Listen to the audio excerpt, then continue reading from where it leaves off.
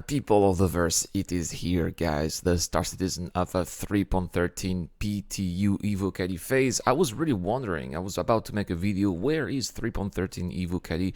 And then there it came today. That's fantastic news. But before we talk about it, guys, of course, this month, exceptional giveaway, as I'm giving away $150 in RSI gift cards, $50 if you subscribe to this channel, and a bonus of $100 if you also subscribe to my newest channel, the Eradicators, which is where I talk about anything that is not Star Citizen related.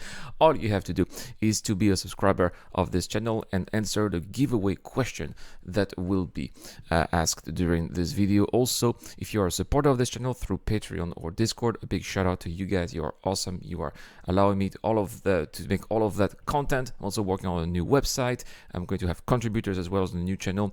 So to thank you for that, guys, I'm giving away also a C2 Hercules with lifetime insurance on Discord. If you're a supporter of this channel, you should have access to my Discord channel. Let's get started, guys. Let's talk about those patch notes. There is a lot to talk about. And first, we'll talk about the testing focus here. These are the patch notes that are brought to us by Star Citizen Leaks, of course. So again, shout out to SC Leaks. I'll put the link in the description down below if you want to join their Discord as well. All right, well, it seems like these are the testing focus: cave entrances, ship-to-ship docking, reputation UI, new quantum sensitive and time delivery missions. I cannot wait to be checking this out. SDF shields, pushable tier 0, ship naming will be there, so ships will have names in 3.13 in case you were wondering why your Mercury Star Runner doesn't have a name in 3.12. Force reactions, staggers, and let's have a look first at some of these new features. And the first one here is vehicle names and serial numbers. This is adding the ability for certain ships that display custom player assigned names on the side of their ships. This will appear multiple times printed on the ship hulls. Special serial numbers will also be shown, and all the other ships will have unique serial numbers displayed to identify them in the universe. In this current build in Evocati, the only ship that is has the naming functionality is the 600i, though. They also have ship-to-ship docking V1, and this is going to add the ability for the Merlin snub ship to dock and undock within the constellation, along with guidance mode UI to ensure correct docking process here. The player will be able to use the autoland system as well and manual flight to dock. To take off from a constellation, press the landing gear keybind, which is N by default, right? And to start the docking process, target the constellation and hit the landing gear keybind default N to initiate the docking UI. You can also do the same to dock with another player's connie, but you will need to request permission to dock and have that player approve it after initiating the docking process with their ship. This is something that they've talked about in Inside Star Citizen before. They've also implemented the UI, and this is also really, really good news. This feature adds the addition of a new Mobiglass app that will give players insight into their reputation with the important NPCs and organizations that they have interacted with. This will also include a total list of reputation ranks, including those that have been completed and the ones that they are working on. They have object push and pull mechanics that allow players to grab some larger objects and move them around an environment by either pushing or pulling them. The initial implementation will have usable trolleys that players will find in the world at space station cargo decks and underground facilities. Wonderful. Now, why are there space station decks and underground facilities? Are we going to have to get them at those places and bring them in our ships? Will this actually be possible, or is there going to be something that will block it? I don't know. I don't know how that is going to be possible. I suppose I will gonna have to check out in the future some Evocati leaks footage to have some extra information.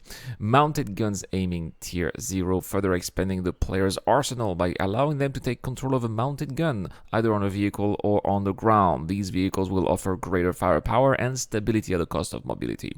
With the initial implementation, players can find these scattered around junk site and underground facilities. These are fixed. I don't think that we can actually take them with us, though, unfortunately. Yet, nevertheless, these are going to be exciting, especially if you go to underground facilities. Will we be able to take one of those and shoot at the NPCs? That could be fun.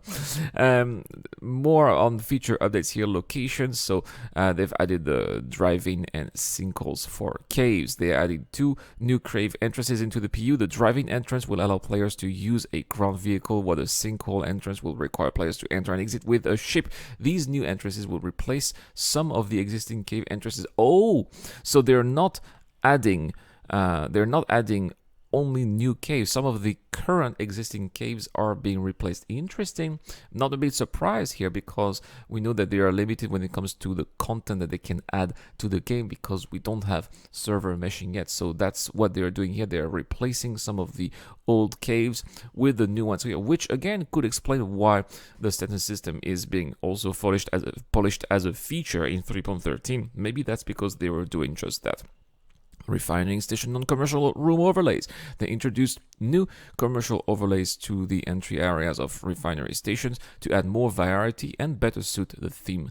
Stanton system polish here. Visual improvements for all the Stanton system, which includes updating assets, object presets, planet painting, and the global data of all planetary bodies. And finally, the last one here, fun one, the Degnus root harvestable, which basically is a marcolage found in the shallow coastline of Hurston. So this is going to allow us to do a little bit of exploring here by the coastline. Sometimes we have some really nice locations here on the coastlines of Hurston. It's not all that bad. So we'll be maybe walking by the beach and find some of those harvestables, which apparently are used for medical gameplay, or will be used in the future for medical gameplay. Talking about gameplay now, Force Reaction Tier 2 updates to the Force Reaction system that add stagger and will be based on the severity of received force, causing a player to stagger in the direction of a received force. The distance and duration of a stagger increases relative to the received force until the force is great enough to trigger a knockdown instead. When staggering into a wall without a weapon, the character will raise their hands or shoulder, depending on the direction versus surface, to momentarily brace and hold themselves. Wow. G-force blackouts are now experienced by actors attached to something in a ship interiors, including usable ladders, operator seats, and weapon mounts, and the actor in prone front and prone back as well. Very interesting that even it's not just the pilot, but also now everybody in the ship will be experiencing those G-force effects. Wonderful. That is wonderful. Let's continue here with Shields V2 with their implementing improvements, including the use of particles with signed distance fields to allow shields to look to closely conform to the shape of the vehicle, just like, for example, we saw during the Shield Threat event, the Idris. Mining components is also here. The law system improvements here, I'm going to really read that as well, because that is also exciting. Updates to the law system includes proxy crime when one person on board a ship commits a felony, and the option to hide notifications and criminal, and also add the option to hide notifications and criminal rating updates. Option to hide notification and criminal track record 2. They also update the unmonitored bounty mark when bounty spends alpha UEC. Nice. Update the unmonitored bounty hunter mark when bounty Moby Glass remains in use after a period of time. Oh my god, so if they use the Moby Glass, then it's going to be updated too. The marker will also be updated when the bounty destroys the ship of player and AI, and they were also going to update the marker when the bounty dies or is killed, which by not being arrested, like if they crash, for example. Now, this is the juicy part. Quantum sensitive cargo delivery mission and timed multi-drop delivery mission. So here they say that these cargo sensitive mission will explode undamaged ships if they take into quantum, just like in the Geno threat, whereas the time sensitive will are expected to fail if you are a little bit too late. So that's just that. It's just like in the Geno threat event. No much difference here. The Mercury Star Runner is in game shops. The Talon is also in game shops. The Nomad is in game shops too. So the latest ships are now available for buy with alpha UC in the game. That is not surprised. That's what they do. They usually sell them and then they wait for one patch or two patches until it gets into the game. It's always been like that. Not a surprise at all. Equipable med pen here replaces the previous functionality of immediately using an FPS consumable to heal or oxygenate. Med pens are equipped by pressing the consume action, which is C, or by interacting with a pen and selecting the equip interactions, or selecting a pen from the FPS consumable. So you have to quick select the wheel pen use on yourself, and then basically click the left button. It's basically complicated, man. In the med pens, you just had to press C and boom. That's how the med pen works. Apparently here it's going to be a little bit more difficult in order to, I suppose, make it more realistic, I guess, right? It's not just a simple key. We will see how it goes.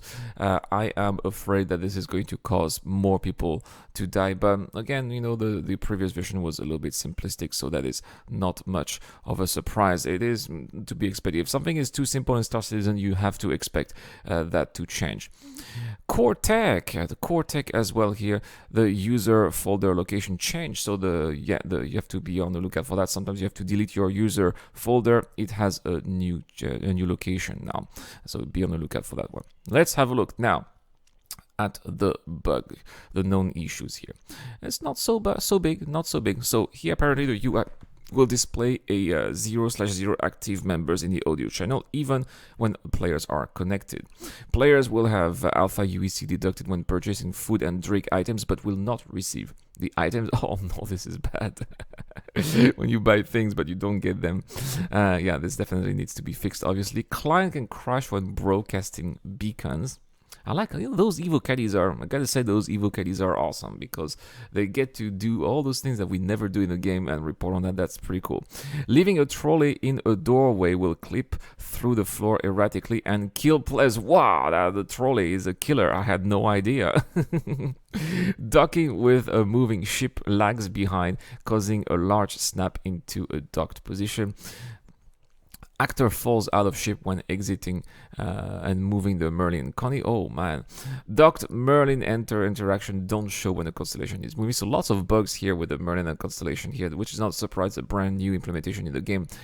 Bugs are bound to happen. Users get stuck on searching for a match on all of the game modes after the initial EA game. That is not a new bug. This is a bug that we're experiencing right now in 3.12. It is possible for the player to clip through the derelict geometry and fall through the moon's surface. Yes, this is also something that has happened to me in 3.12. Untextured objects cover Daymar cave entrances. The player is unable to sell personal inventory using the Pembroke armor. Bounty hunter missions are rewarding no reputation. Oh, well, it sucks when you have a reputation system and the missions that are especially working with that are not working. The buy interaction does not appear for multiple entity types. And let's have a look now at the bug fixes here that they've also done here. They fixed an issue causing windows and glass display to become blurry when the player is very close. They fixed a geometry or mouse icon that allow players to get stuck between the table and the wall. They should no longer be missing bar stools at the bar counter at GrimX. There should no longer be any chairs inside tables at GrimX. They fixed multiple viscera issues at New Deal in Lorville. Multiple areas around seats on the refinery decks where players could get stuck were also fixed. Replaced people should no longer be present in the customer service in trade and development division at Area 18. Players should no longer be wrongly named Ace and killing spree when killing only 1 or 2 enemies in Arena Commander. Fixed low gravity that was occurring inside some of the underground facilities and multiple asteroids and rocks in areas inside and out of GrimX, while players could clip through them and get stuck. All of that is fixed. It is good to see. 1 client crash, 3 server crashes. I cannot wait to be playing that. It's going to take a while though. It's going to take a while. This is just the first patch. This is the A patch, I think. So be on the lookout for more of this.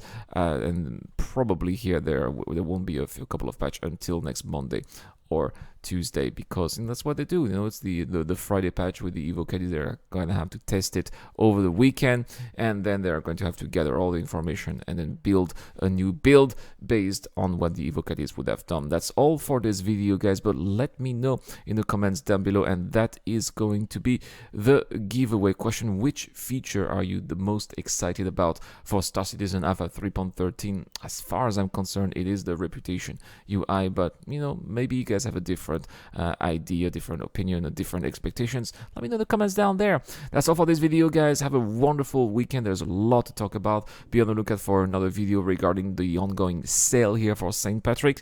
I'll talk about that maybe tomorrow or later today. This is the Eradicator. I'll see you guys later. This video is brought to you by the people who support this channel on Patreon and via the join button as well. Supporters of the channel get access to lots of cool perks, such as access to my private Discord, your question answered in the show, you get to know when I'm going to play, and also you get to have a chance to influence the editorial line of the channel. Any help is appreciated, starts at just $1 a month. Thank you very much for watching. This is the Eradicator, and I'll see you guys later.